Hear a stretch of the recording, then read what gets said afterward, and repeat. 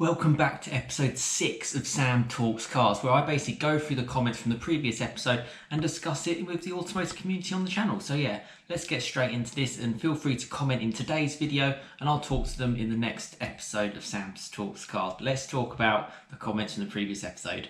So the first comment here, REM135i delivery, this is what I spoke about in episode 5. Thanks for the responses everyone and for your comments here, Sam. I think I'll just sit and wait. COVID sweeping across Europe won't speed up new car delivery. In fact, it'll probably slow it all down again. Then it'll push my car nearer than that new registration time in the spring. Oh well, I'll have to continue putting up with my 2019 M140 for a while longer. I must admit, I do like these Q&A sections of your content. Well done. Thanks all. Thanks, Sam. So thank you so much for the comment, and thank you for the the support to Sam Talks Cars. To be honest with you, I really do enjoy it, and yeah, I think that connection with the community is something I love to keep going every single week. Yeah, it's a difficult situation with the car delays. Just to give people an update on it, you know, you're talking like 4, 5, 6 months just to get a delivery on a car here. It's not good, if not longer.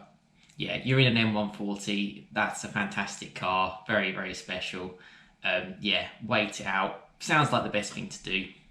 Keep things nice and simple, and but yeah, keep us posted and see how it gets on. And thank you so much for the comment and the feedback. Hi Sam, as you might now know, I'm a Golf R Mark 7 owner on a 65 plate, bought from new from VW. I've been playing with the idea of selling the car at some point, as I really like the looks and performance of the Mercedes A45S. Obviously I cannot afford new, so I'd be looking for a 1 or 2 year old car, but the yearly tax on these hatches is ridiculous. It's like over £400 per year. I do get it, as these cars are pretty quick and quite premium car. What grinds my gears is you then have to pay through the nose again to enjoy having a nice car. Well, I just can't justify the various taxes. It's an absolute rip-off. We'd love to know your thoughts on this particular car. Thanks, Sam.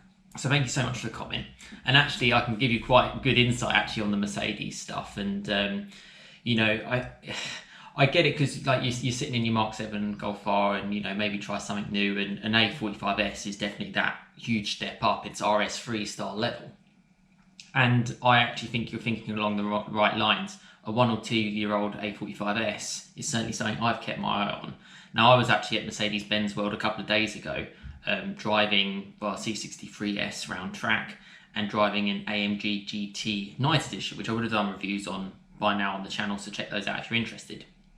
I saw a couple of the A45Ss and I loved them. Like, I'd definitely go with the spoiler and the aero kit that they have, and particularly I like the one in grey. To be honest, it's just my kind of cup of tea. From what I've heard from these cars, the A45S, and from sort of reviews, I haven't driven one yet, hope to drive one maybe at some point. They're quite a lot hardcore. You know, seats are a lot more firmer, it's a lot more focused than a Golf R. Golf R is probably a better daily, I would say, than A45S. Cost wise, they are extortionately high. Even, you know, year or two old ones, you're looking at, I think the cheapest one you could get today, you'd still be paying about £47,000, and that'd have some miles on it, and it probably wouldn't have the aero kit. I've seen some for, well yeah, list of new prices have just gone up. Everything's going up. It's a very expensive car, and ultimately if you're spending nearly £60,000 on a hatch, and then you're thinking about the tax as being a problem, it's probably not the car to go for, because at the end of the day, the tax is just a small amount of what you're paying for the car. You know, if you get it on finance, you're paying the interest of the balance that you owe. You know, servicing is going to be a lot higher from this, particularly from Mercedes. I mean, I was there, you know, there were some pretty extreme cars there, and you know, Mercedes is, again, it's a step up from VW. It's that kind of level, but you pay for it.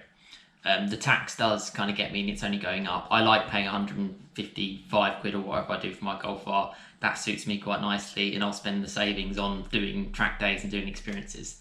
So it's a tricky one, but I mean, personally, from your situation, I would probably stay put.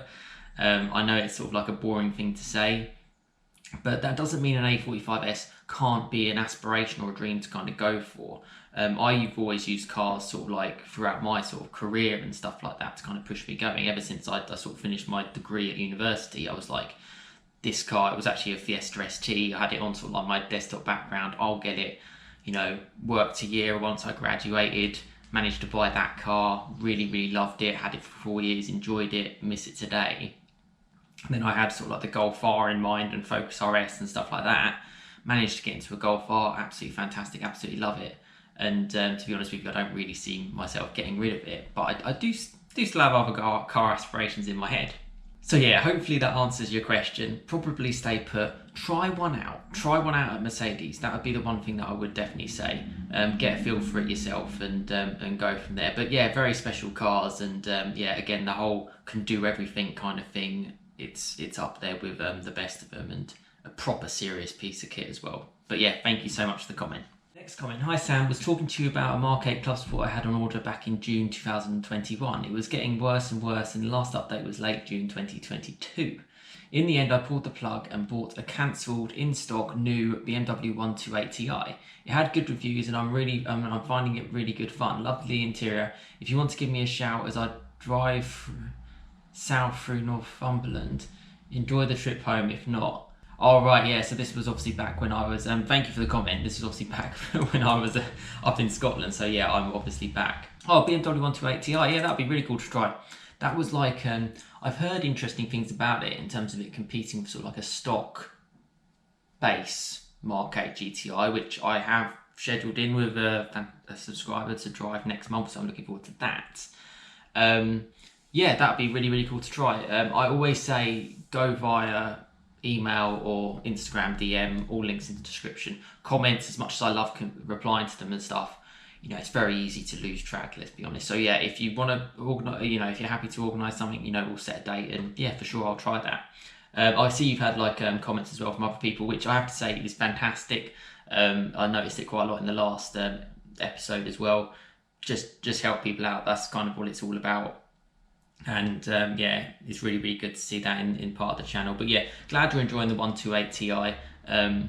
Good car, a good price point, and yeah, interesting to see what it's like, particularly compared to like a Mark 8 Golf GTI. But yeah, thank you so much for the comment. So next comment, I'm thinking of remapping my Mark 7R. What's your thoughts, and should I have the DSG box done? Would also appreciate your thoughts. So thank you so much for the comment. Remapping and stuff like that isn't for me. I'm just going to be honest, from a personal point of view, it's not my kind of thing. I don't say I don't get sort of like a buzz from seeing other people sort of do it, and you know, it's everyone's personal preference. I just like the OEM stuff, particularly for my daily car. If you are to remap it and you're going for bigger power, I would think about the whole package. Yes, you've got to flash the DSG box to make sure you can cope with the extra power. I would be thinking about brakes, because you're going to need bigger, stronger, better brakes, you know, braided lines, better, stronger pads, really sorted tyres, because your car is that much more capable. You know, it's not just a case of remapping it. You've got to think about the engine. You've got to think about, you know, you've got to protect, like, increase the cooling. You know, you've got to, there's lots of other things to it. It's not just a case of just flashing your car and, oh, that's good, you know, 500 quid, I'm done. And that's why I kind of stop, because once you start, you sort of keep convincing yourself to keep going. Not saying that you shouldn't do it, you know, everyone's, you know, it's your own car, go for it. It's just not something for me. But yeah, I think if you're going to do it the full length, basically. Don't go sort of like half-hearted, and just be aware of the costs and the fact that you're not going to get your money back on the other end when you sell your car. That's my kind of advice. But yeah, hopefully that helps you out, and thank you so much for the comment. So next comment, hi Sam, I'm in the same boat as Mark with his M135i. I ordered a Mark 8 GTI in June, it still hasn't been allocated build week. On the last week, I've ordered an A4 Black Edition 45 TFSI, which was a cancelled order, which I'll pick up in January. I would have loved the Mark 8 GTI, but the whole process to me very frustrating. And the A4 ticks all the boxes I need. Similar power, 265 PS, with a much better quality interior than the Mark 8. So to me, it was a no-brainer for the same monthly payment as a GTI. So yes, thank you so much for the comment. And yeah, I'm sorry, obviously, issues with the Mark 8 GTI and the way things were going. An A4 is definitely a nice step above, because you're obviously getting, it's an estate. It's a step above the Mark 8 because it's a step above an A3. An A3 is basically a Mark 8. It's exactly the same. So when people think, oh, I'm going to an RS3, it's going to be a next level, it's going to be great, but it's still an A3. Whereas you've got like an A4, which isn't just like a stretched out A3. It's Audi's platform. You know, it's a bigger, stronger car, and then obviously you've got like A5s, A6s, and Q7s, and you can go from there. Great car. Glad you went for a petrol one. 45 TS for the size sounds pretty good. Residuals on Audis are pretty good as well, and the black edition's pretty cool. Very much a sleeper. So yeah, well done for going for that, and you don't have to wait for the rest of time to get your car. So I'm really glad it worked out for you, and I'm glad sort of payment and stuff worked out well. And it looks like, again, lots of other people have kind of commented, and you've kind of gone back and forth, which is great. So thank you so much for everyone kind of helping out with these kind of comments. And yeah, I'm glad it's all worked out for you, and you've got your the car that you like. But yeah, thank you so much for the comment. So next comment, another great video, mate, and thanks for suggesting I post my issue here. My car's developed a strange noise when I start it, as it's been sat for a while, usually overnight. Sounds like a belt, but just hoping to know a bit more about it after the garage tried to fob me off. My car is a 2017 Mark 7.5 DSG model with 44,000 miles. Here's a link to the video showing the problem.